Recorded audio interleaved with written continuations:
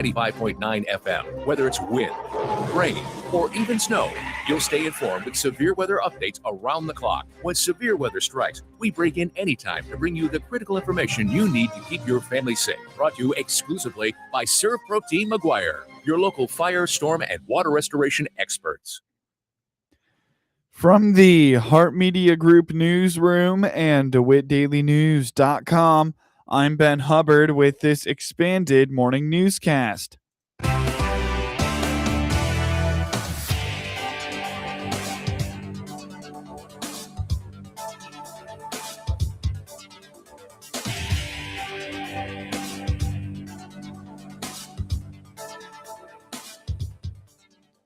Good morning and thanks for being with us. I'm your host today, Ben Hubbard.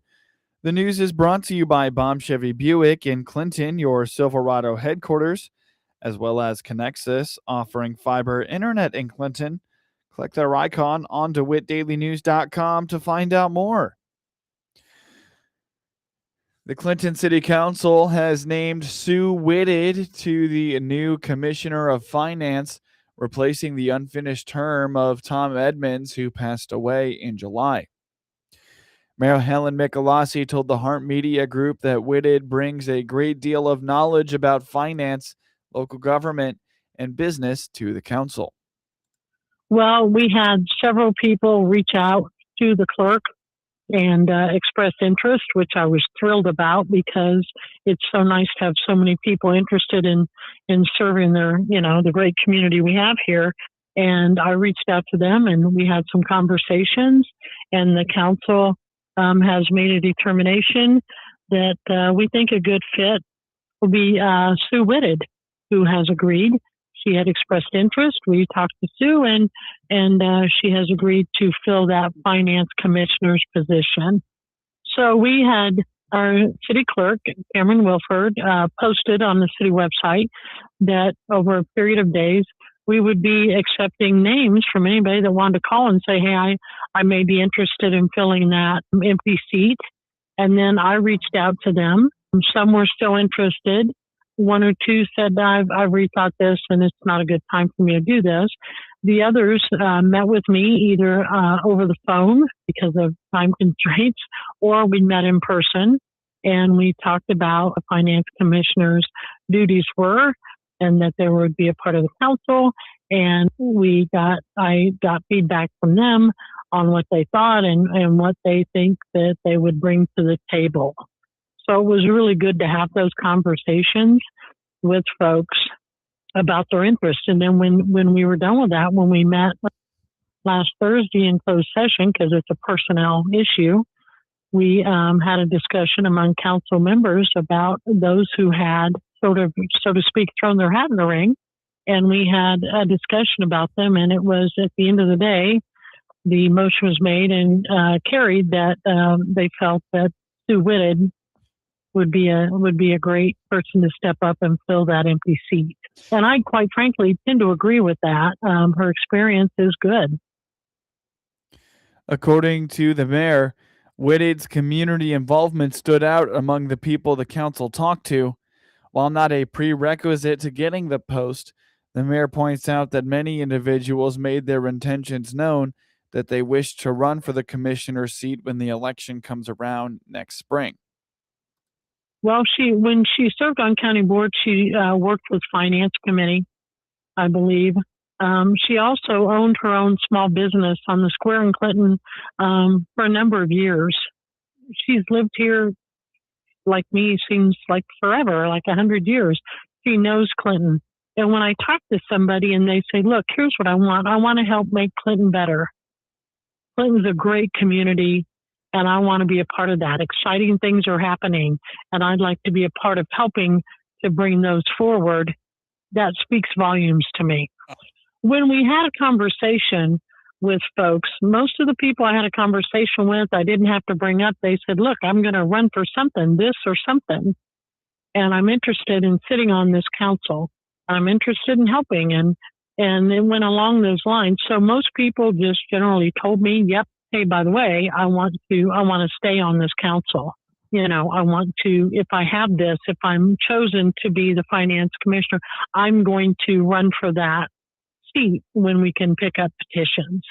Yeah, because, it wasn't really our conversation, as I recall, as council to discuss it. We talked about qualifications and experience because that's kind of what needed to lead us, I think.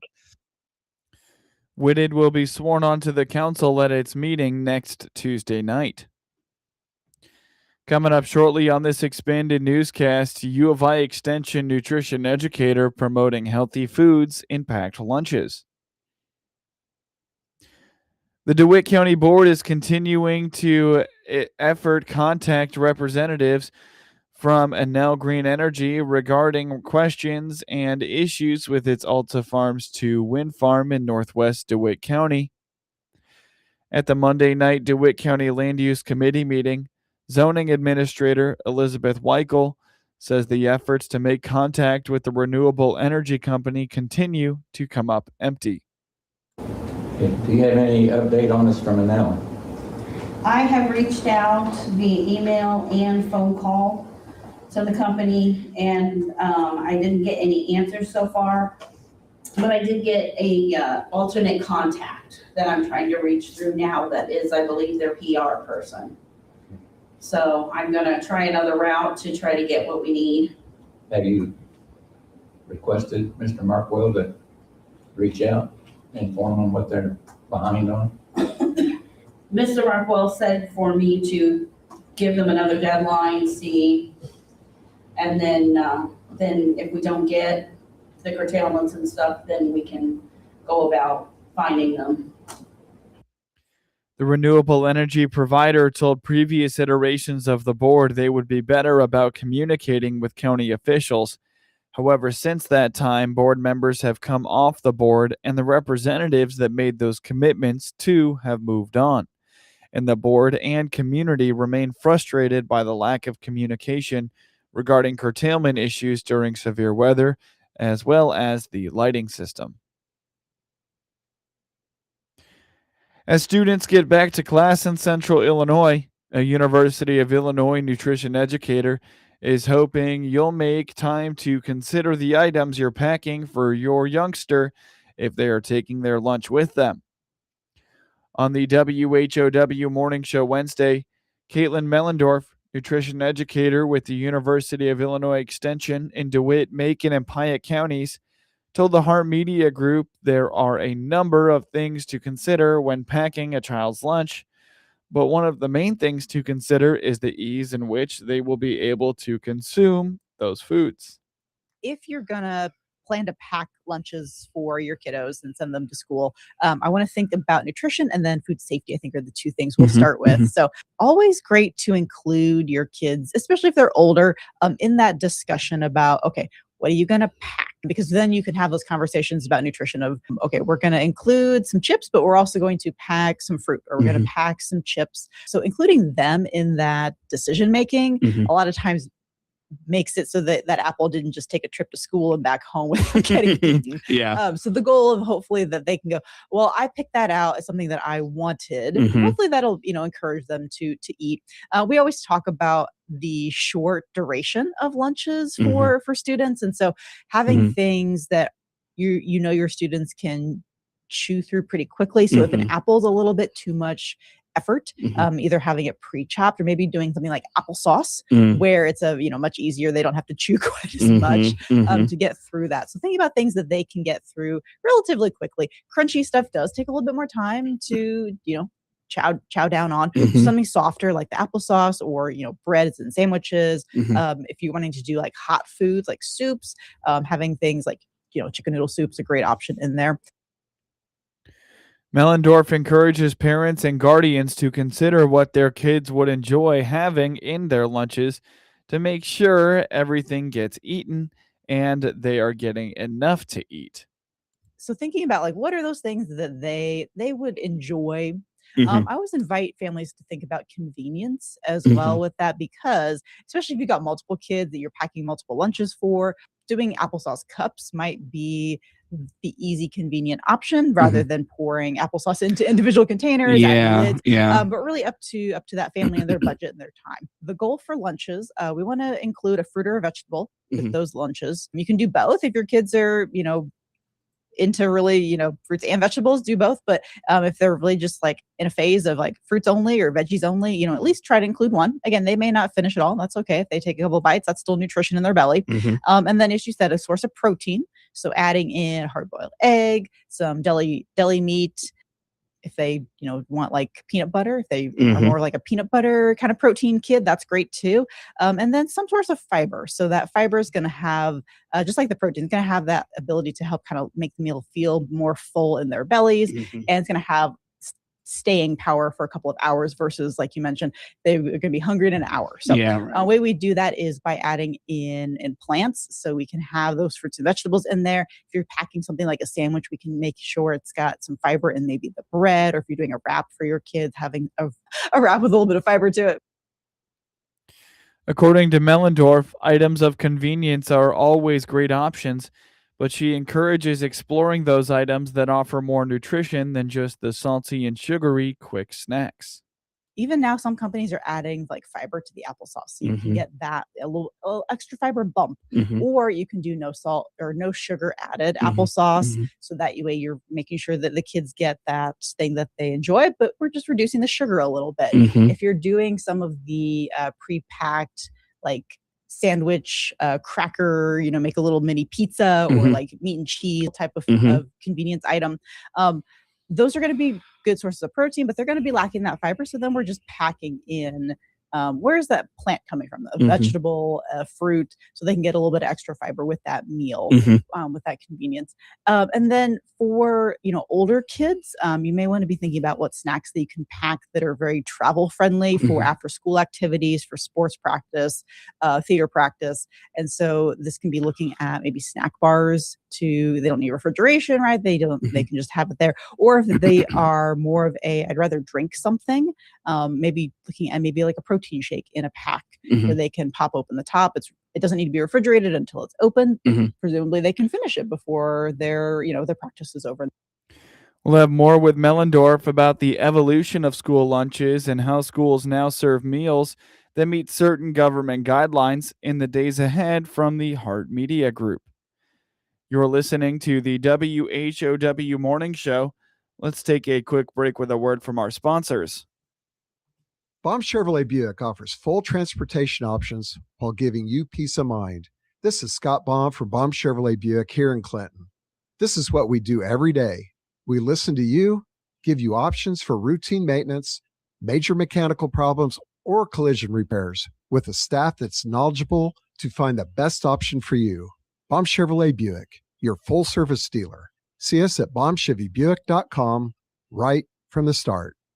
In the communities we call home, connection means something more. That's why Connexus Fiber Internet combines the strength of a locally owned network with support from people who call this community home. The internet that powers your day should be built with the same care as the community around you. Connexus provides the speed you want, reliability you need, and the service you expect from neighbors who live here too. Luxury speed, hometown heart. Nothing connects us like Connexus. News time is 23 minutes after the top of the hour. You're listening to the WHOW Morning Show. The Illinois State Police, or ISP, is reminding drivers across Illinois of an important roadway safety rule. When you see flashing lights on the roadside, slow down and move over. Illinois' move over law, sometimes referred to as Scott's Law, applies to a wide range of roadside workers. Among those roadside workers are emergency responders, tow and recovery operators, Illinois Department of Transportation, Illinois tollway personnel, and construction workers. ISP reports that so far in this year of 2026 alone, Illinois has seen 9 Scott's Law violations resulting in car crashes, as well as 2 troopers who sustained injuries due to a Scott's Law violation. State police hope that a bill recently signed into law by Illinois Governor J.B. Pritzker will make drivers think twice before ignoring regulations. Drivers who fail to move over and slow down for emergency vehicles and caused the injury or death of another person originally were charged with a Class 4 felony and their driver's license would be suspended. Now their license would be completely revoked. The law requires drivers to slow down and move over for authorized emergency vehicles displaying flashing lights while working on the roadway ahead. Importantly, those vehicles do not have to be stationary for the law to apply. Drivers are required to take the same precautions whether the emergency vehicle is stopped or moving. The law also protects workers operating non-emergency vehicles with their hazard lights activated. Drivers approaching these vehicles are required to slow down and move over when possible as well. The purpose of the law is to give roadside workers and emergency responders additional space and time to safely perform their jobs while reducing the risk of crashes involving passing traffic. ISP encourages drivers to stay alert, watch for flashing or hazard lights, and be prepared to change lanes or reduce their speed when approaching vehicles stopped or working along the roadway. A few seconds of slowing down and moving over can make a major difference for the people working just a few feet from traffic. When you see flashing lights on the roadside, remember to slow down and move over. More information on the Illinois State Police can be found at isp.illinois.gov. The push continues to recruit younger officials for IHSA sports. Gary Grovena oversees the Interathletic Council of Officials. We're not seeing the younger people get into the pipeline like they used to.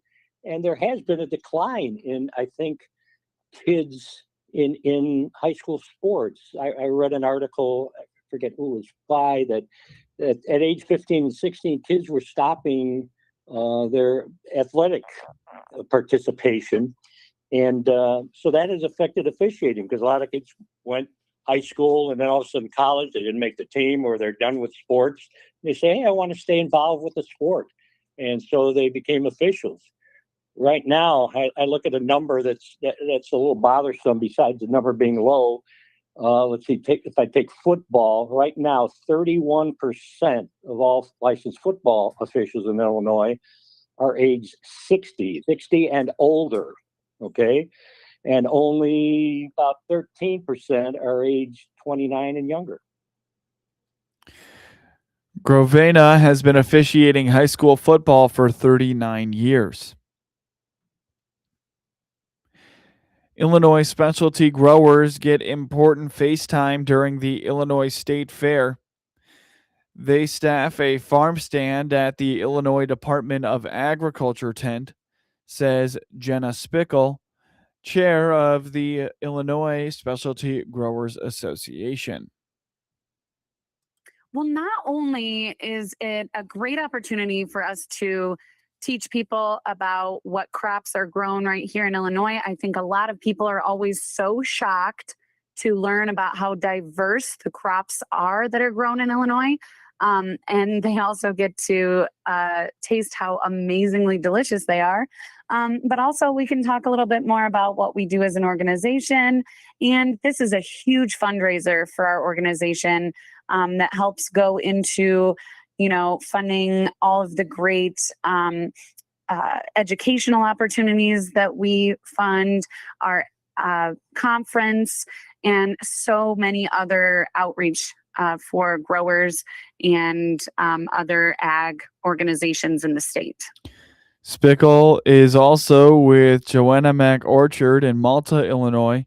They are providing 250 gallons of apple cider for the ISGA farm stand, which is used for apple cider slushies. 4,523 of those were served during last year's state fair. Now for your local obituaries. Shirley M. Bennett, 98, of Argenta, Illinois, passed away at 11:16 a.m. August 8th at Primrose of Decatur. Visitation will be 10 a.m. to 11:30 a.m. Friday, August 14th, followed by services at 11:30 a.m. at Calvert and Wyckoff Funeral Home in Decatur at 40 20 North Water Street, with Pastor Kent Bangert officiating. Burial will follow at Friends Creek Cemetery in Argenta. Memorials may be directed to Illini Congregational Church in Warrensburg, Illinois, or the Mayo Clinic, 200 First Street, Southwest Rochester, Minnesota, 55905. Get news anytime at DeWittDailyNews.com. With SRN News, I'm Rich Thomason in Washington. A former executive with the Southern Poverty Law Center has been arrested. Attorney General Todd Blanche says former SPLC CFO Heidi Byrick faces bank fraud and conspiracy charges. Parts of Indiana reeling in the midst of powerful storms that unleashed deadly flash flooding. There have been many high water rescues and evacuations, power outages widespread. Other states, including Ohio and Illinois, have also been hard hit. How much is an NBA franchise worth? In the case of the LA Lakers, a bundle. There is a deal to sell the team for $12.5 billion. The search for survivors amid the rubble of Colombia's powerful earthquake is growing more desperate as the clock continues to tick. On Wall Street this morning, Dow futures 123 points higher. More details at srnnews.com. Diabetes, high blood pressure, anxiety meds, everyone's on them. If you're a 50-year-old male, maybe a bit porky, and you may even have type 2 diabetes, $1 million of term insurance may only cost you about $200 a month. Call Term Provider. Speak with Big Lou at 800-555-2085. Big Lou will find a term life policy for you even if you have type 2 diabetes, are overweight, or have high blood pressure. Term Provider has helped thousands of people like you who think they can't afford term life insurance. To buy $1 million of affordable term life for you, all you need to do is call Big Lou at 800-555-2085. Lou will make sure the scales are tipped in your favor. Call 800-555-2085. Big Lou will answer your call and work to fit you into a term life policy that you can afford. Remember, Big Lou's like you. He's on meds too. Call 800-555-2085 or biglou.com. From the Hart Media Group Sports Desk, IL Sports Wire, and DeWittDailyNews.com, I'm Ben Hubbard with this local sports report. Luis Castillo struck out 10 in 7 sparkling innings, helping the Chicago White Sox beat Rhett Lauder and the Cincinnati Reds 5-0 on Wednesday night. The White Sox dominated the Reds on Wednesday night. Luis Castillo making his debut at Wright Field for the good guys. Absolutely filthy against his former club, punching out 10 over 7 shutout innings. Swing and a miss. He got it. Foul. Tip, strike 3. Like that. 9 strikeouts against 2 walks for Castillo. 2 balls, 2 strikes. Here's the pitch. Swing and a miss. Strike 3. Castillo's pumped up. Hard to lay off 3 straight changeups, though. A couple home runs by Drew Romo and Chase Mydroff, and the White Sox cruise to a 5-0 win against the Reds. I'm Jeff Meller. White Sox look to take the rubber game from Cincinnati Thursday afternoon here at Wright Field. Pre-game coverage starts at 12:30 on the ESPN Chicago Hard Rock Casino White Sox Network. The Sox wrap up their series with the Reds with an afternoon game today. They'll be back on WHOW on Friday when they kick off a weekend series with the Detroit Tigers. Pre-game of Friday's outing begins at 5 p.m. Alec Burleson drove in 3 runs, including a 2-run double during a 4-run 5th inning against Zach Wheeler. And the St. Louis Cardinals beat the Philadelphia Phillies 7-1 on Wednesday. Burleson finished 5 for 10 with 2 doubles and 5 RBIs in the series as the Cardinals took 2 of 3 from the Phillies and moved 1 game over 500 at 61-60. Both teams are chasing an NL wildcard playoff spot. St. Louis won its 3rd straight series, the first time it has done that this season. Kyle Leahy is 9-4 and pitched 5 innings, allowing 1 run on 6 hits and no walks. He struck out 6. All the Cardinals' runs in the fifth came in with 2 outs as St. Louis strung together 4 consecutive hits against Wheeler, who is 10-4. St. Louis rookie Cesar Prieto opened the fifth with a single to right, ending an 0-for-27 slump with his first hit of the season and second of his career. J.J. Weatherholt singled with 2 outs. Prieto scored when Ivan Herrera singled on a 3-2 fastball. Burleson doubled to right to make it 4-1, and he scored on Jordan Walker's double. Burleson added an RBI single as the Cardinals scored twice in the seventh. St. Louis took a 1-0 lead in the second after first baseman Alex Bohm misplayed Walker's grounder. Walker stole second and scored on Nathan Church's double to left. Bryce Harper doubled in the fourth for Philadelphia and scored on a 2-bagger by Luis Arraez. The Phillies head to Dyersville, Iowa, where they will face Minnesota in the Field of Dreams game on Thursday night. Right-hander Aaron Nola is 3-9 with a 5.47 ERA and faces Twins right-hander Taj Bradley, who is 9-4 with a 3.76 ERA. The Cardinals begin a series against the Cubs at Wrigley Field on Friday with left-hander Matthew Liberatore, who is 5-9 with a 5.15 ERA on the mound against a Chicago pitcher that is yet to be named. Alex Bregman hit 3 homers in a game for the first time and drove in a career-high 7 runs as the Chicago Cubs routed the Washington Nationals 12-6 on Wednesday night. Dansby Swanson also went deep for Chicago, which pulled within 3 games of NL Central leading Milwaukee. The Cubs have won 8 of 9 and are a season-high 21 games over 500 at 71-50 overall.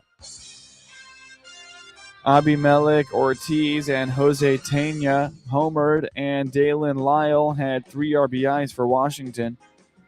In the fifth, Bregman ripped a sweeper from Jake Bird into the visitors' bullpen and left for a 3-run shot to cap the Cubs' 4-run inning.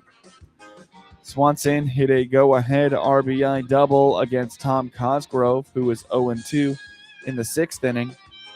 2 batters later, Seiya Suzuki delivered a 2-run single off Giovanni Cruz before Bregman pulled a 2-run shot to left off the rookie to make it 9-4.